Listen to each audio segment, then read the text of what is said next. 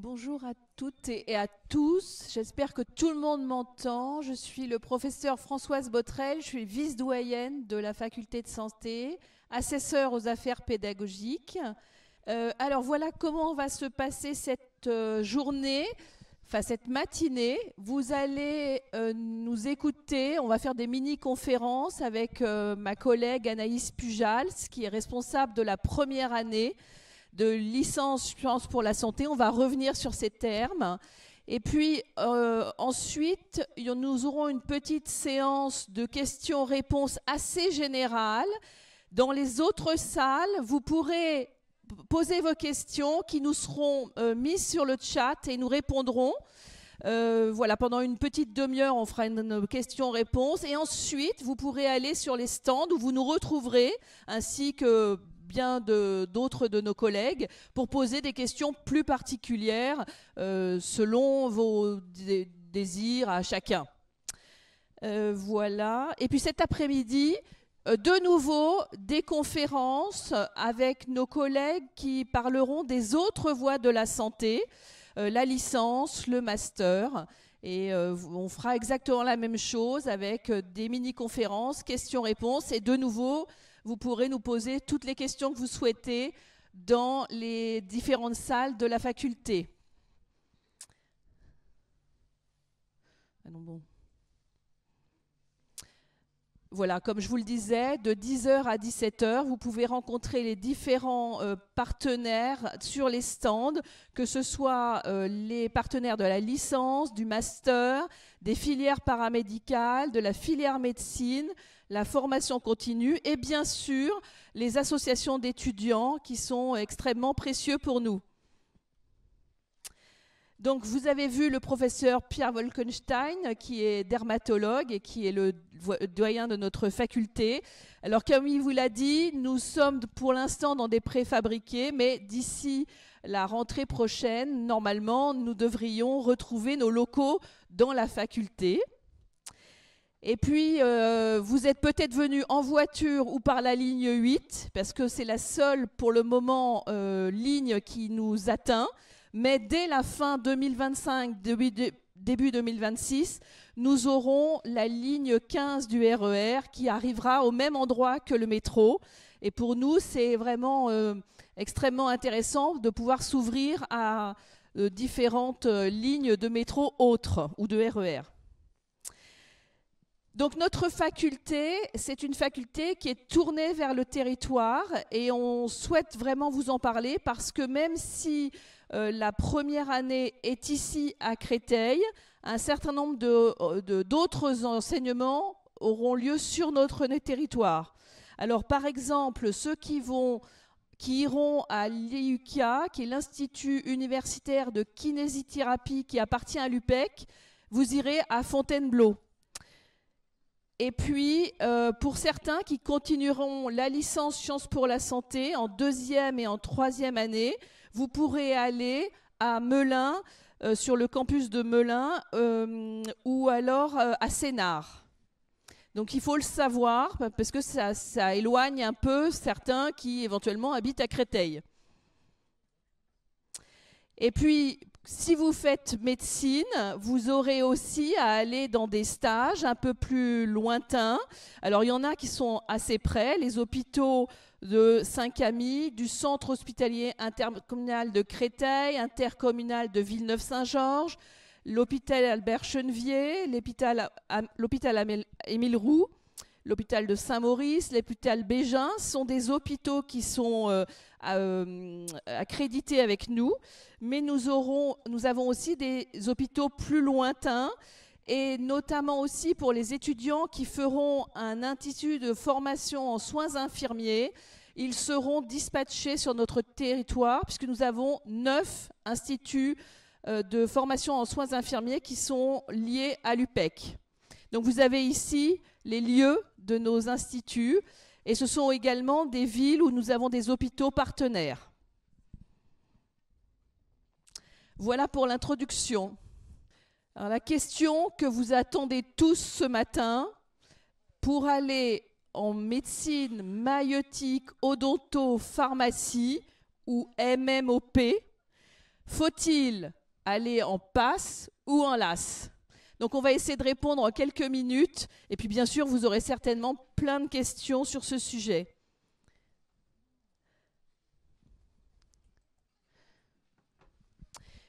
Quelques définitions d'abord. Un PASS, c'est un parcours d'accès spécifique santé. Ici, à Créteil, nous n'avons pas de PASS. En revanche, dans les autres facultés d'Île-de-France, il existe un PASS. La LAS, c'est la licence d'accès santé. Dans les LAS, la spécificité de Créteil, c'est que nous avons une licence à majeure santé. Il y a d'autres licences d'accès santé en région parisienne, dans les autres facultés, chez nous également, avec une mineure santé. Le PASS. Le PASS, c'est donc dans toute la région parisienne, certaines facultés de France, bien sûr, mais donc pas à l'UPEC. Et on va vous expliquer pourquoi nous n'avons pas choisi la PASS, ou le PASS.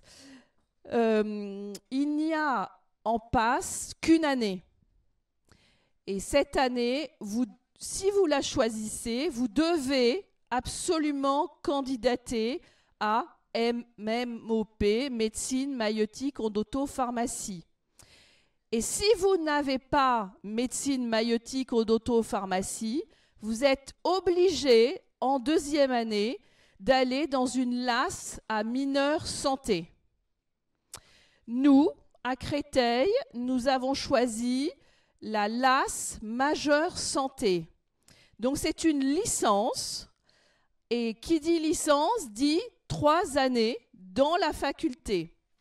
Donc c'est une licence avec une majeure santé et nous l'avons appelée licence sciences pour la santé, LSPS. L'intérêt, c'est que vous pouvez candidater 2 fois à MMOP pendant cette licence et vous n'êtes pas obligé de prendre la première tentative la première année. Si vos enfants ou si les futurs étudiants ne se sentent pas prêts, ils peuvent choisir de candidater qu'en deuxième année. D'autres vont choisir de candidater en première ou en troisième année. Vous choisissez avec vos résultats de premier semestre si vous candidatez ou pas. Autant vous dire que nous, on a choisi ce système parce que nos étudiants, quoi qu'il arrive, auront une licence sciences pour la santé. Alors, pour aller un petit peu plus loin, les PASS, le parcours d'accès santé, est la filière qui ressemble le plus à l'ancienne PACES, l'ancienne première année de médecine. C'est donc une licence à majeure santé. La seule chose, c'est que la première année se fait dans la faculté de santé, la faculté de médecine, mais la deuxième année, vous êtes obligé de partir dans une autre licence qui n'est plus à majeure santé. Vous devez choisir une licence qui sera votre mineure, la mineure choisie pendant la première année. Exemple, je suis en PASS à l'Université de Paris, j'ai une mineure sciences politiques, je ne réussis pas à MMOP, je vais en deuxième année de licence sciences politiques. Et j'ai le droit de repasser MMOP, puisque ça, c'est une obligation pour tout le monde, enfin une obligation, un choix. Vous avez le droit, de toute façon, de passer 2 fois la candidature MMOP. L'objectif des PASS, c'est de faciliter la réorientation en cas d'échec, mais les licences, les mineurs ne sont pas obligés de prendre tous les étudiants. Et on a un certain nombre d'étudiants qui restent sur le carreau parce qu'ils n'ont pas eu leur mineur santé en deuxième année. Moi, mon avis personnel, c'est que vous ne pouvez pas redoubler votre première année, ce qui est un problème, et vous avez obligation de prendre votre première chance de MMOP. Alors, pour qui c'est? Ben, c'est pour les étudiants qui sont excellents élèves et qui sont très matheux et très axés vers la physique et qui ont mention très bien et qui vont avoir MMOP d'emblée parce qu'ils ont 17 de moyenne.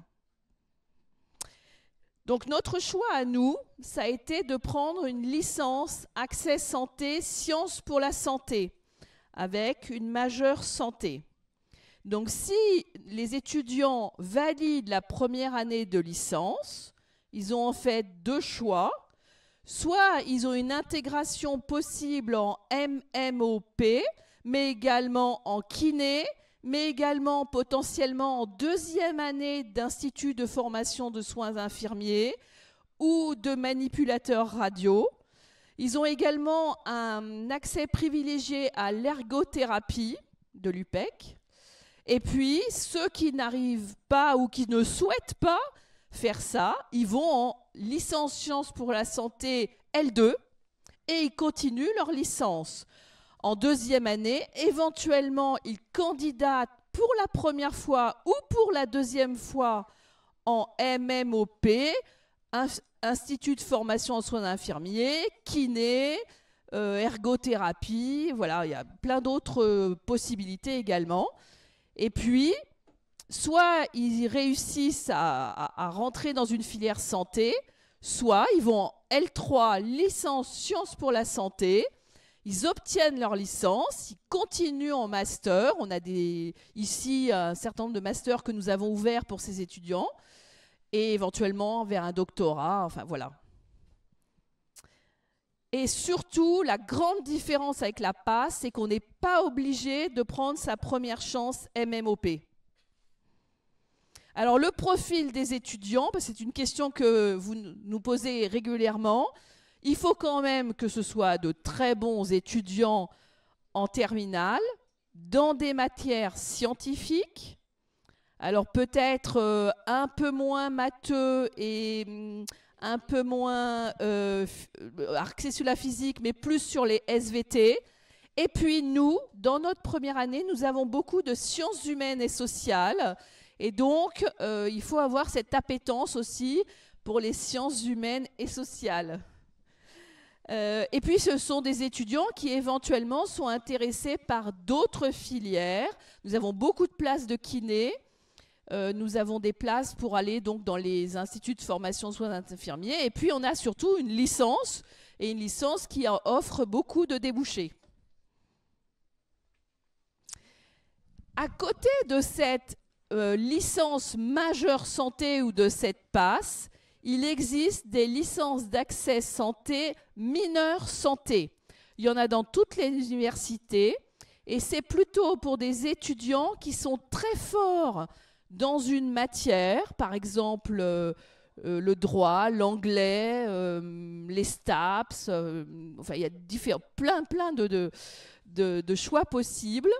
Ils ont pendant leur première année une mineure santé et ils peuvent candidater en première ou deuxième ou troisième année à MMOP et kiné.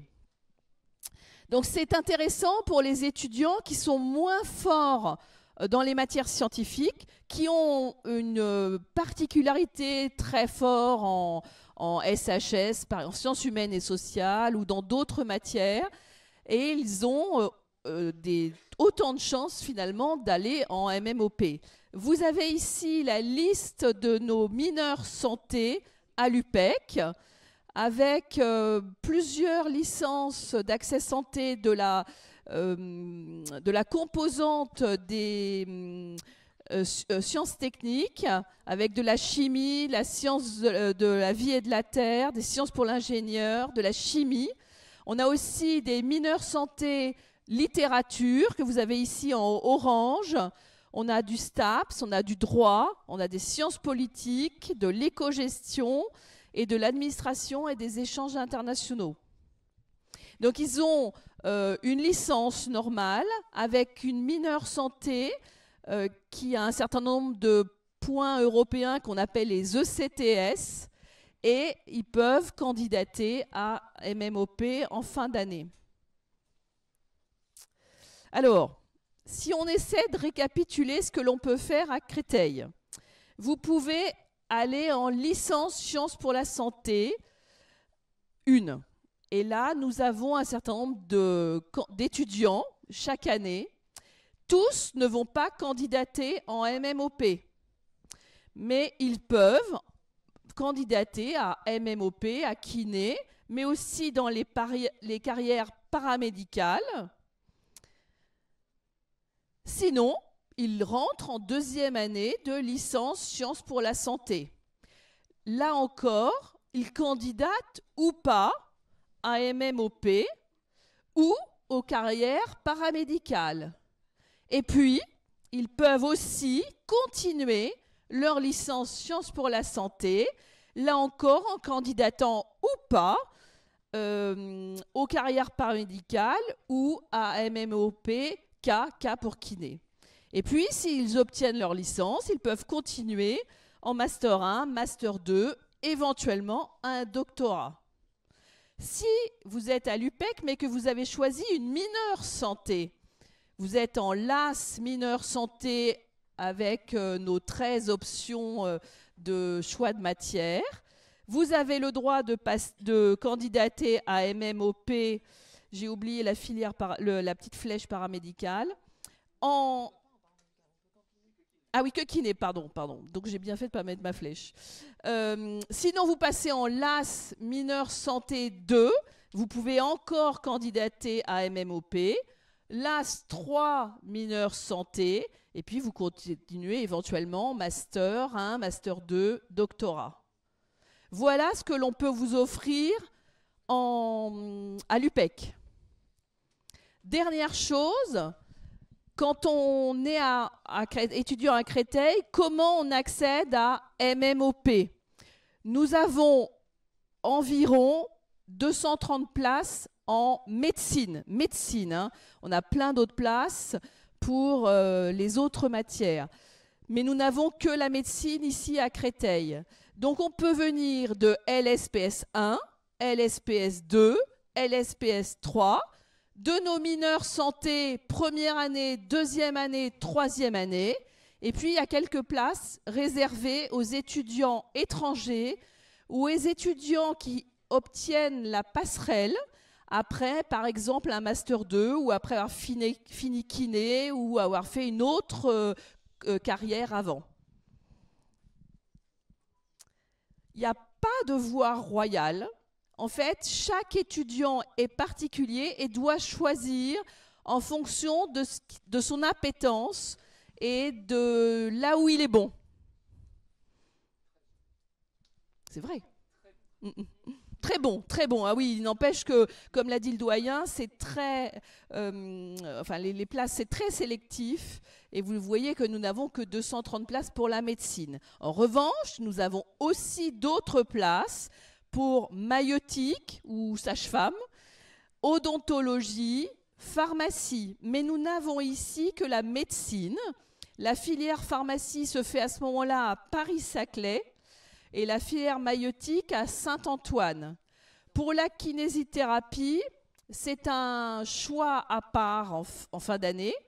La kinésithérapie, nous avons une école publique qui est donc à Fontainebleau, qui appartient à l'UPEC, mais nous avons également beaucoup d'autres places dans des filières publiques et privées de la kinésithérapie. Mais cet après-midi, je crois, vous pouvez aller sur le stand de la kinésithérapie où on vous parlera. Nous avons beaucoup de places pour la kiné. Dentaire, c'est vrai, tu n'as pas parlé de dentaire. Ah oui, dentaire, mais parce qu'il n'y a qu'une seule école. Donc c'est pour ça que j'en ai pas. C'est à Paris-Cité. Il n'y a qu'une seule école maintenant dentaire, donc toutes les places vont au même endroit.